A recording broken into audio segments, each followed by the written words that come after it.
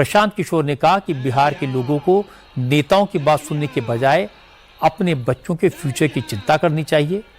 सारण की रैली में प्रशांत किशोर ने कहा बिहार के लोगों को लालू यादव से सीखना चाहिए। प्रशांत किशोर ने कहा कि बिहार का नौजवान बेरोजगार घूम रहा है और लालू ने अपने 9वीं फेल बेटे को सियासत में फिट कर दिया। अब उसे चीफ मिनिस्टर बनाने की कोशिश कर रहे हैं। इसलिए बिहार के लोगों को लालू के बेटे के नहीं, अपने बच्चों की चिंता करनी चाहिए। बच्चों का चिंता क्या होता है, एक बार आप लालू जी को देखिए, लालू जी से सीखिए। लालू जी का लड़का 9वां पास नहीं किया, लेकिन लालू जी को अपने बच्चे का चिंता है। वो चाहते हैं कि वो बिहार का राजा बने। हम ये बात कहिला तो कुछ आदमी के बुझाता कि हम लालू जी की शिकायत करता नहीं। अरे ना भाई, हम तो लालू जी की तारीफ कर रहे हैं। लालू जी इतने अच्छे बाप हैं, लड़का 9वां नहीं पास है, लेकिन चाहते हैं कि हमारा लड़का बिहार राजा बने।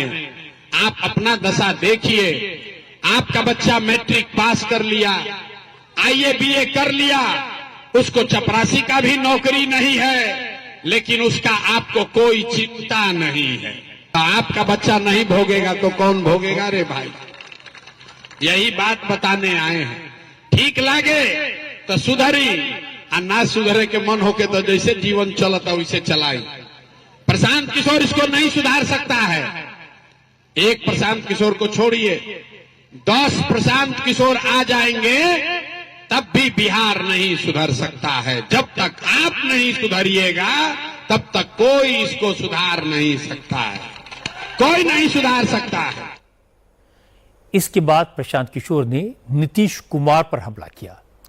प्रशांत किशोर ने कहा वो दावे के साथ कह सकते हैं कि नीतीश कुमार का न दिमाग काम कर रहा है, न शरीर उनका साथ दे रहा है।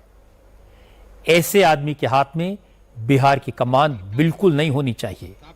प्रशांत किशोर ने कहा अगर उनकी बात गलत है तो नीतीश कुमार उनके खिलाफ मानहानि का केस फाइल करके दिखाएं। जिस सरकार का मुखिया शारीरिक और मानसिक तौर पर उस पद के लिए फिट नहीं है तो यही होगा। मान लीजिए कि आप सेना में लड़ने गए हैं और आप फिजिकली फिट नहीं हो तो आप लड़ पाएंगे?